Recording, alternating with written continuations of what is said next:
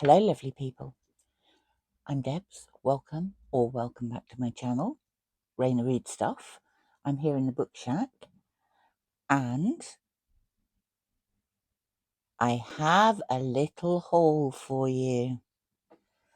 I have been down, last weekend I've been down to stay with my mother and to see my family, and as regular viewers of this channel will know, while I'm there, I steal books. I have been raiding my father's library again. My father, for those who don't know and think I'm just randomly stealing books from my dad died about 8 years ago, and his library has just been sitting there doing nothing, which is a waste, especially as none of the other members of my family have any interest in it whatsoever. So I'm gradually acquiring things that take my interest. This weekend, my mum asked Phil and I to go up in the loft and clear a few bits and pieces. And their loft sort of goes round a corner.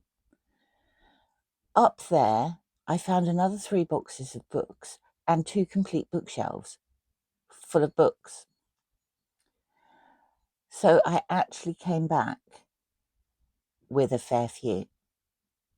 And therefore, this is part 3 of Confessions of an Unashamed Book Thief. And next week, you'll be having part 4 because I nicked so many.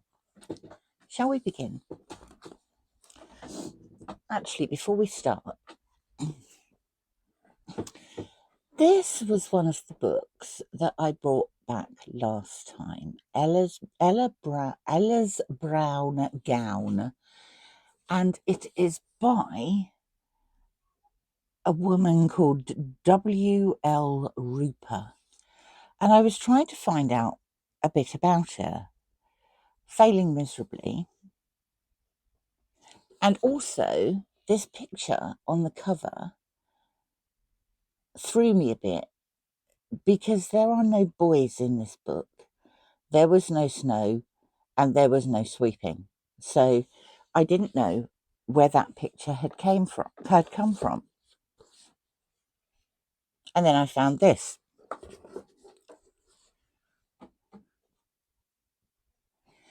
These are obviously part of a children's book collection. So I thought I'd have this one as well. This is called My Aunt Nan. And there is no information about when it was published. But it was published by Blackie and Son Limited, London, Glasgow and Bombay. And it's by E. King Hall, author of Adventures in Toyland, The Admiralty House, Andy's Trust, and That Little Beggar. It has some nice colour plates in it, which will probably bear more resemblance to the story than that does, because that is obviously just a generic photograph.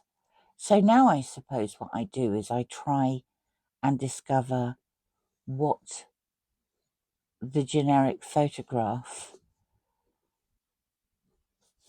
was also put on. So that's book number 1. Then we have got a really eclectic collection here.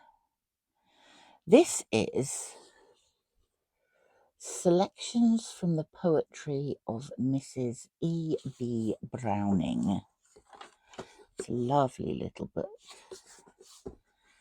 Now, I know my dad didn't read poetry. So he obviously bought this because he liked the book. So this was published in 1892. Smith, Elder & Co. 15 Waterloo Place. And it has lovely deckled edges. And actually, it's in pretty good shape for a book that old.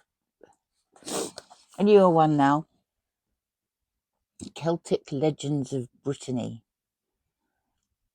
I could read this for the Celtic Readathon, but there are several books I am trying to finish at the moment. So this is just a short little book, 180 pages, and it's by O.L. Albert, illustrated by E. Dorbey. Got some illustrations. Oh yes, look, we've got some illustrations. They're nice. This is quite special. This I remember as a child. This is A Child's Garden of Verse by R.L. Stevenson. And this is actually my mother's copy. To Sandra, with love from Miss Harbottle and Miss Dorothy. November the 8th, 1946. My mother's birthday's the day before that, and she would have been 7 years old. I can remember reading this when I was a child. I did ask her, by the way, she did say I could have it. More modern again, historical whodunits. And this is edited by Mike Ashley. And it's an all-new collection. Well, it was all new. Hold on. When was it all new? It was all new in 2025. It's an all-new collection of intriguing murder mysteries from ages past by Ian Rankin, Linda S. Robinson, Sharon Newman, Margaret Fraser, Gillian Linscott, Peter Tremaine, and many more. So that looks fun. More poetry. And we have the collected poems of D.H. Lawrence. And this one is a William Heinemann Limited. And this is a single volume edition, which was from 1933. And there he is.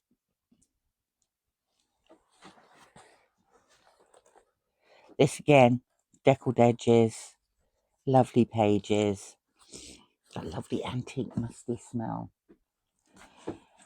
This one is a modern one. This was one of the ones in the loft. It was filthy. Honestly, I came down from the loft looking like a coal miner. I've cleaned it. The Ancient Historians. And this has been put together by Michael Grant. We have Plutarch, Herodotus, Tacitus, Thucydides,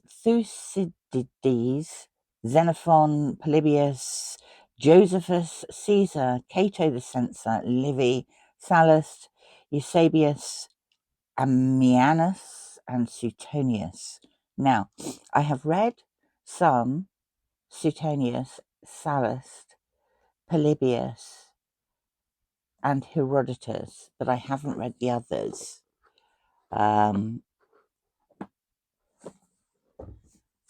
Q1 of Historathon is just about ending, so this might have to wait till the beginning of next year. More poems. This is the poems Underwood's Ballads, Songs of Travel by Robert Louis Stevenson. And again, it's a lovely little edition. Bit battered in the corners. And this is from 1923.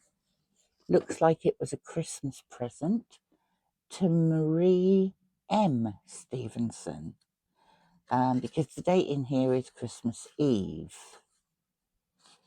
And this just looks like a lovely little book. No pictures in this one. Then,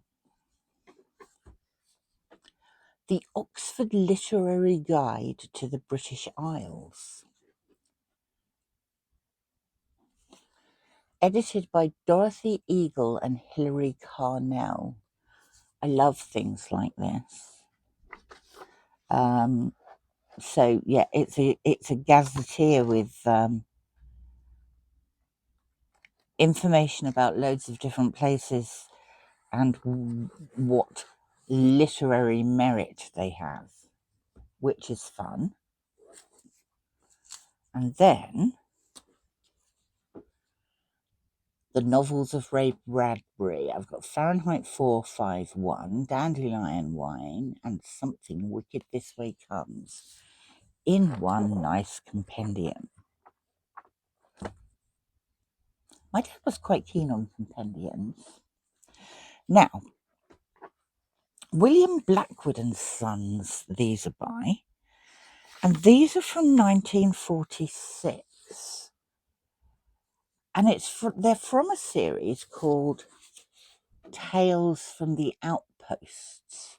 And I thought they might be quite interesting for spring into adventure. This one is Frontiers of the Empire, and this one is Jobs of Work. And according to the information on the inside cover, Frontiers of the Empire was the first book in a series of 12, and Jobs of Work is the 5th book in that series. So we also have Small Wars of the Empire, Tales of the Border, Pioneering, Tales of the Sea, Soldiers' Tales, Jungle Tales, Tales of Africa, Shikar, From Strange Places, and In Lighter Vein. And each appears to have a collection of stories in there.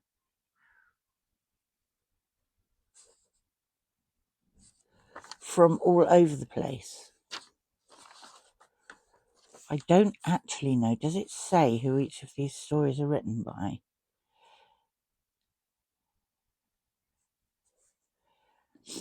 Yes, it does, but some of them appear to be nicknames. By Sartek, by Puskeo, by Fullernain. There's lots by Fullernain. Definitely worth exploring. Right, final two. First of all, we have American Notes, Master Humphrey's Clock by Dickens, and A Life of Dickens. Here.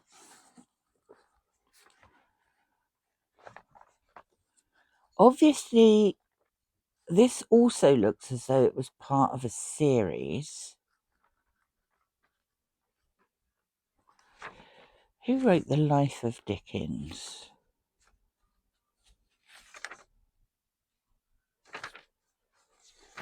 I don't know.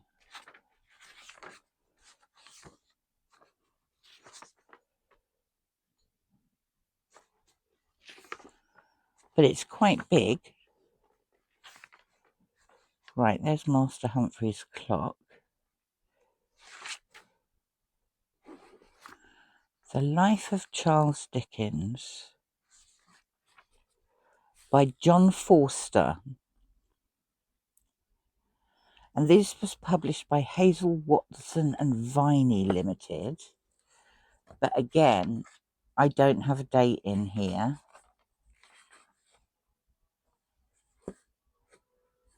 But that looks like fun. Finally, we have The Pilgrim's Progress, I have a copy of this, but I liked this copy of this.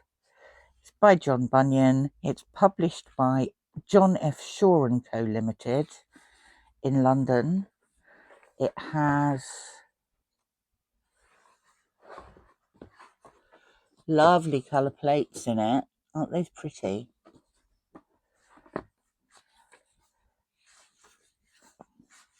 What it doesn't have is a date.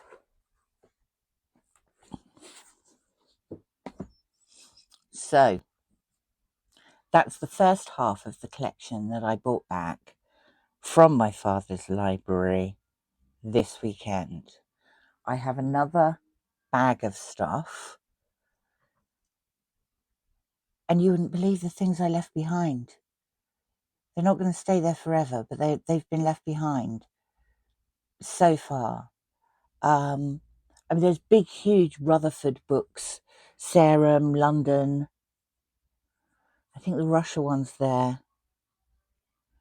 A selection of Agatha Christie books, 6 of them, I think, each with 3 Agatha Christie novels in there. I think he's got every Bernard Cornwell book known to man. There's so much stuff, so much beautiful stuff. There's only so many books I can carry in one go. So that's the first part. I'll probably publish the second part of this next week. Thank you very much for stopping by.